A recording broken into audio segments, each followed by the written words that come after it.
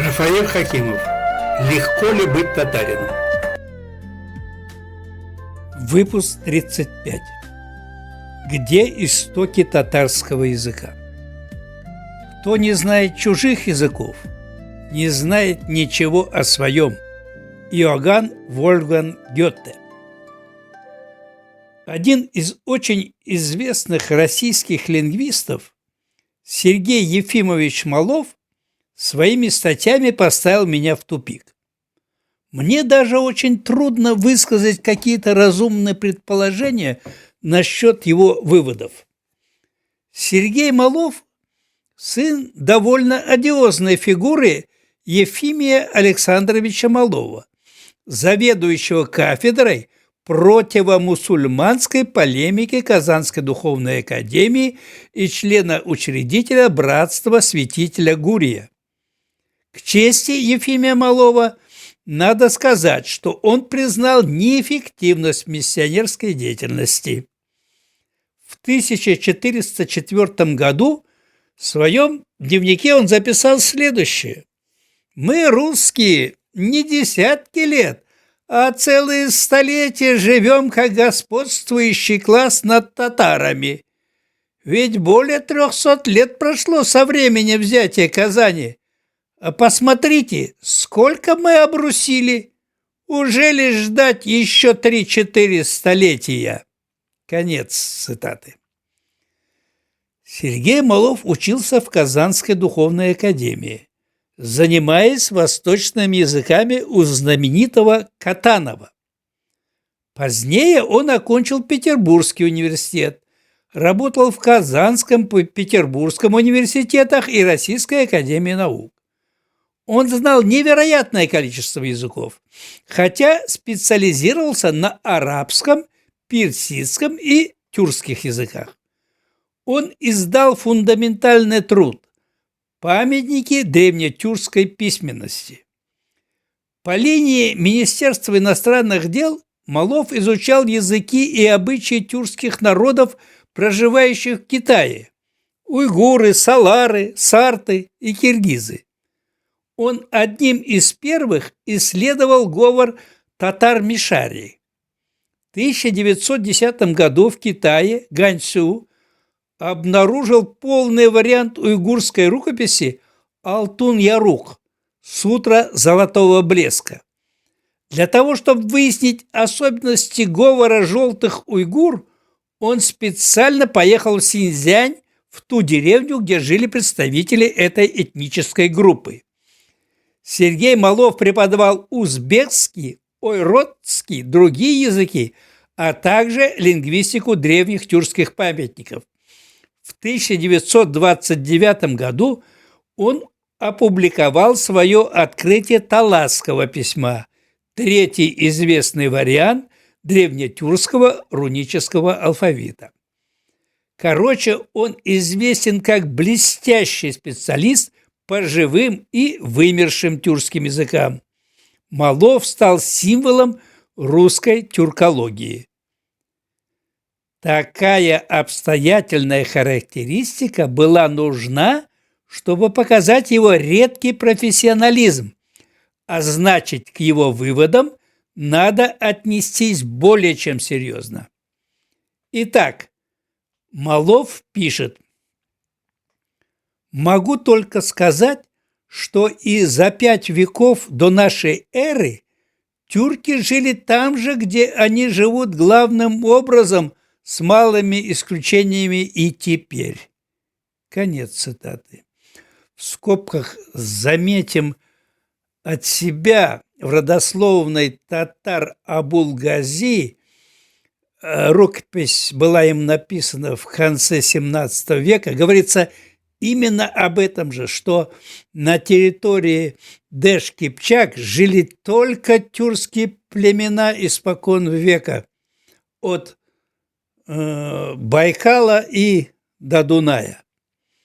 Закроем скобку и пойдем дальше по тексту Рафаэля Хакимова. Тут мы цитату закончили. Он, то есть Малов, на основе анализа 30-40 тюркских наречий приходит к выводу, далее цитата: Миграции не имели такого влияния и значения в истории тюркских языков, каковые им обычно приписывают. Конец цитаты. Вывод исключительно важный для понимания истории татар, чьи предки в начале новой эры уже жили в Поволжье, при Черноморье и на Дунае. Последующее великое переселение народов внесло свои коррективы, но лишь в плане возвышения одних тюркских племен над другими. Появление гуннов, а затем татар во главе с Бату, нельзя трактовать как обретение ими новой родины. Они всегда рассматривали Великую Степь как свою большую родину, заселенную близко родственными народами. Особенно примечательно утверждение Сергея Малова о древности современного татарского языка. «Я считаю, – пишет он, – что на западе тюркская территория издавна, то есть задолго до V века до нашей эры, из многих племенных языков образовались две языковые группы. Одна по характеру языков хазаро-булгарско-чувашская, а другая – башкиро-татарско-кыпчакско-мишарская. Эту последнюю для избежания недоразумений с хронологией, в скобках Малов замечает, татары 13 век. Да, татары в 13 веке уже были здесь. Закроем скобку Малова и пойдем дальше. Так вот, он поэтому назвал эту группу мишарской, так как с термином «мишар» никакой историко-хронологической путаницы, надо думать, не произойдет. Наличность на западе этой мишарской, Малов в скобках обозначает татарской языковой группы, с древнейших времен для меня, с языковой точки зрения, не подлежит никакому сомнению. Западно-тюркские языки показывают, что они прошли слишком большую и долгую жизнь, они испытали на себе много разных влияний и прочее. Это не могло произойти в очень короткий срок. Все переселения тюрков из Центральной Азии, какие мы знаем, например, гунны, монголо-татары, кыргызы, не произвели на Западе того языкового влияния и переворота в пользу восточно-тюркских языковых элементов, какие можно было ожидать, если бы здесь, на Западе, не было бы уже своих установившихся и отстоявшихся издавна западно-тюркских языков. Конец цитаты. Это утверждение наводит на серьезное размышление. Ясно, что первичным языком предков татар в Поволжье было мишарское, как Малов говорит, татарское, то есть наречие, на которое в VII-X веках наслоилось булгарское, а затем в XIII веке поволжско-харемское татарское наречие, после чего окончательно сформировался современный татарский язык. Остается без ответа вопрос. Это опять цитата из Малова. Какой народ говорил на тюркском языке в V веке до нашей эры? Возможно, скифы. Мы не знаем. Во всяком случае, они занимали ту же территорию Великой Степи, что и тюркские племена с VIII века до нашей эры по IV век нашей эры. Опять откроем скобку и опять сошлемся на Абул-Гази, который говорил, что 2000 лет в Великой Степи никто, кроме тюркских, кипчакских, татарских племен, не жил. Вот это все подтверждается и Маловым, и даже дальше цитата Малова. Геродот сообщает, первым жителем этой еще необитаемой тогда страны был человек по имени Таргитай. Родителями этого Таргитая, как говорят скифы, были Зевс и дочь реки Борисфена. Такого рода был Таргитай, а у него было 3 сыновей – Липоксай, Арпоксай и самый младший – Колахсай. Конец цитаты.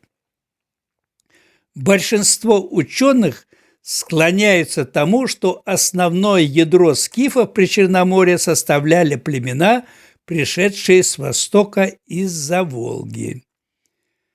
Лингвисты склоняются к иранскому происхождению скифского языка, однако любое большое государство бывало далеко не однородным. Собственно, сам Геродот упоминает о разных племенах, живших со скифами или по соседству, причем порой ведущих сходный со скифами образ жизни. Весьма примечательно, что скифский котел очень похож на более поздние котлы сармат, саков, гуннов и татар. Подобные котлы носили сакральный характер, в них готовили жертвенное мясо. Они не могли случайно передаваться от одного народа к другому. Например, среди русских подобные котлы не встречаются, несмотря на тесные контакты татар и русских. Между 280 и 260 годами до нашей эры держава скифов значительно сократилась в силу вторжения родственных им сарматов, пришедших из-за Дона. Часть скифов погибла, часть перешла через Дунай и осела на прибрежных территориях, с тех пор долгое время называвшихся Малой Скифией, современной Добруджа. Там скифы продержались до гунского нашествия в IV веке нашей эры. Скифское царство в Крыму и низовьях Днепра центром в Неаполе, Симферополь, просуществовало до второй половины III века нашей эры и было уничтожено готами. По данным тестирования ДНК из скифских захоронений, скифы были носителями у хромосомной гаплогруппы R1A, причем как европейские скифы, так и азиатские, сибирские скифы. Эта гаплогруппа характерна для европейских и тюркских народов, включая татар. Любопытно совпадение герба Крымского ханства, которое в Европе называли Малой Тартарией, с символами скифов. На гербе изображены грифоны. При раскопках скифских курганов в Тамане, Крыму, Кубани найдено огромное количество предметов с изображением грифона. Они датированы археологами, начиная с VII века до нашей эры. Посмотрите на картинку. Аналогичный грифон встречается на царских вещах, в частности на троне царя Ивана и Петра Алексеевичей. Похоже, все эти совпадения не случайны. Однако это предмет будущих исследований. Язык острее меча. Татарская пословица.